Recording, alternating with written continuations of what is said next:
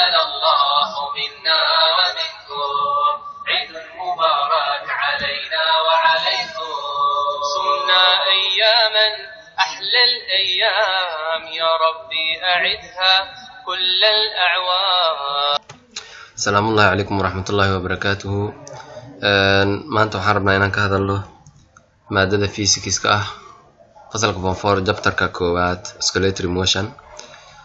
waxaan ka cudur daaranayaa maalmahan oo aan kala maqneen cilada jara awgood mashquul ayaa igu imaaday. isbuucan wuxuu ahay isbuucii aan qaadan lahayn maadada physics-ka ah. waxaan ka bilaabi doonaa chapter koowaad oscillatory motion hadduu Ilaahay yiraahdo. chapter-kan markaa qaadato waxyaabaha lagaaga baahan yahay at the end of this chapter, dhamaadka chapter-kan, the student should be able to ardaygu waa inuu awoodaa define inuu qeexo oscillatory motion.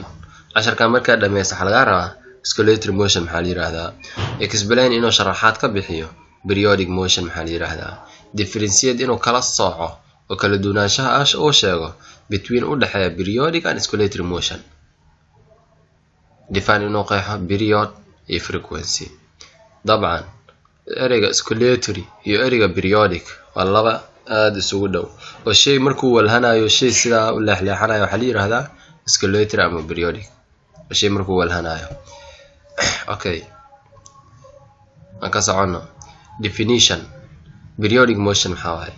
Periodic motion is a motion waa dhaqaaq of an object shay oo sameeyo that regularly kaasoo si joogto ah returns ugu soo laabta to a given position boss lagu siiyay meel yara lagu calaamadeeyo boss ah shaygii meesha buu kasoo laalaabtaa after a fixed time interval waqti cayiman waa lagu siiyay waqti waa loo qabtay. ka waxaa la yiraahdaa periodic waa dhaqaaq shay kaasoo si joogto ah usoo laalaabta ayuu usoo laalaabtaa to a given position boss lagu siiyay waqti cayimanna waa lagu qabtay.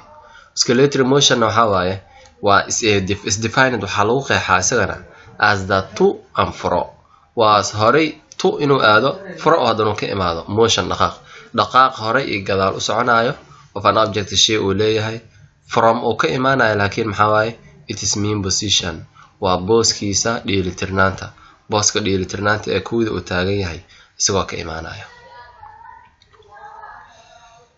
frequency maxaa la yiraahdaa?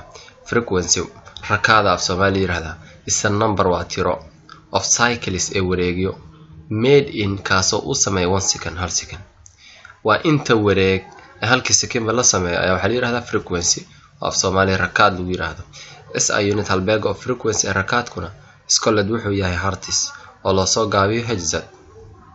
frequency maxaa lagu helaa? hadaba qaacidada lagu helo waa laba qaacido. waxaa lagu helaa number of oscillation oo loo qeybiyo time taken. number of oscillation tirada wareeg uu sameeyay oo loo qeybiyay waqtiga ay ku qaadatay, ama waxaa ku heli kartaa f waa ujeedaa frequency 1/t hal loo qeybiyay maxaa waaye period hal loo qeybiyay period maxaa waaye isagana period waa kal af Soomaali is the time waa waqtiga taken la qaatay is the time taken waa waqtiga ay qaadatay to make in la sameeyo one complete cycle hal wareego dhameystiran meeqa daqiiqa ama meeqa second ay qaadatay waxaa la yiraahdaa period ama kal. SI unit halbeeg of period ee kalkuna is waa second. qaacidada period lagu helan maxaa waaye waa time taken loo qeybiyay number of cycles. qaacidada labaad lagu helan maxaa waaye waa qaacidada kore ee t ama period oo t loo soo gaabiyo waxaa lagu helaa 1/f oo hal loo qeybiyay frequency. okay, aan aadna marka example-ka koowaad. the suspended mass shay culays leh oo la soo laalaadiyay makes wuxuu sameeyay 30 complete oscillations 30 wareeg oo dhameystiran in 15 seconds wuxuu ka sameeyay 15 second shayga waa la soo laalaadiyay oo tusaale haddii aan sawir ahaan ka tuso sawirkan oo kale shaygani marka dhaxdan qaybtan b ay ku qoran tahay shayga meesha koodi taagnaayo waaye oo positionki koodi oo taagnaa positionka dheelitirnaanta meesha aan dhaheeyay positionka oo taagnaayo waaye shaygani waxa la sameeyay marka awooda la saaray waa la riixay ee ayuu gaaray walaabta c ayuu gaaray walaabta e b ugu dambeyn meesha wuxuu soo laaban doonaa maxaa waaye meesha dheelitirnaanta. Suspended meesha la surin maatana point of suspension la yiraahdaa, meesha shayga laga soo laalaabiyana waa ka. Shayga marka waxa la soo wuxuu wareegtaa la meeqo wareegtay, wuxuu wareegtay 30 wareeg 15 second ku qaadatay. Shayga markii laga la siiyay wuxuu wareegtay 30 wareeg wareegtay 15 second gudahooda. haye hadda maxaa lagu diray marka inta markay tahay waxaad qorataa given waxa lagu siiyay time taken of 15 seconds, number of escalation waa 30. okay, period maxaa lagu helaa marka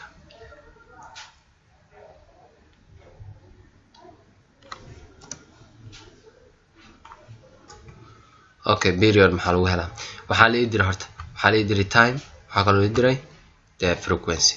okay, aan sabuurada hal mar aadna si aan ugu shaqeyno waxaan la siiyay. waxaa xasuusataa time taken waqtiga uu ku qaatay waa 15 second. wareegga la soo wareegsaday shayga markii la riixayna ama meesha laga soo laalaadiyana 30 wareeg ayuu sameeyay 15 second. oo waxaa haystaa period iyo number of escalation ama time taken iyo number of escalation haystaa. waxaa la diray period waxaa kaloo la diray frequency. okay, period aan ku bilaawno. period maxaa lagu helaa period waxaa loo qaataa xarafka capitalka ee t afan carabi ay saaran. waxaa loo qaataa xarafka t ee capitalka ah. waxaa lagu helaa waan leenahay waxaa lagu helay time taken t aan soo gaabsado time taken oo loo qeybiyay maxaa waaye number of escalation number in all aan soo gaabsado number of escalation aan dhaha marka number of escalation inta ayaa lagu helaa. okay, maxaan haystaa marka aan ku bedesho dee waan ogahay time taken wuxuu yahay 15 second samaan. number of escalation meeqo ahay 30 dee ku bedelo wax weyn ma aha. okay, maxaan dhahay marka time taken waxaan haystaa 15 maxaa waaye oo second ah loo qeybiyay number of escalation waa imisa shayga meeqo wareegtay soo 30 ma ahan waa 30. afan waxaa laga yaabaa buug inuu kugu qoran yahay 60 dhibaato ma lahan 60 iyo 30 waa un number nooca doonta u qaadan kartaa. okay, 15 waxaad u qeybisaa 30 waa imisa waxaa ii soo baxay 0.5 oo maxaa ahna 0.5 oo second. period baan raadinay. maxaa ii haray inaan raadiyo frequency. jawaabtan period ku soo helay. frequency isagu maxaa lagu helaa frequency laba jawaabaan ku heli karaa. frequency waxaan ku heli karaa 1 over t waan dhaha karaa sababtoo ah t waan haystaa t waan soo helay. hal loo qeybiyay 0.5 waan dhihi karaa. haddaa doonan qaacidadii caadiga aan aqaanay oo ahayd number of escalation loo qeybiyo time taken waan dhihi karaa. qaacidada caadiga ah aan soo mara marka frequency maxaa lagu heli jiray waxaa tiraa number of escalation loo qeybiyo maxaa waaye time taken.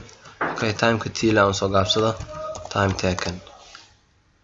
yeah, okay, frequency wuxuu ila mid yahay number of escalation meeqa haysta. number of escalation 30 ma haysanin 30 ku bedela bes. number of escalation waxaan haystaa 30 loo qeybiyo waa imisa waa 15 maxay oo second ah. okay, isku qeyb marka waxaad tiraahdaa frequency ama rakaadkayga wuxuu ila mid yahay 30 waxaa u qeybisaa 15 second waa imisa.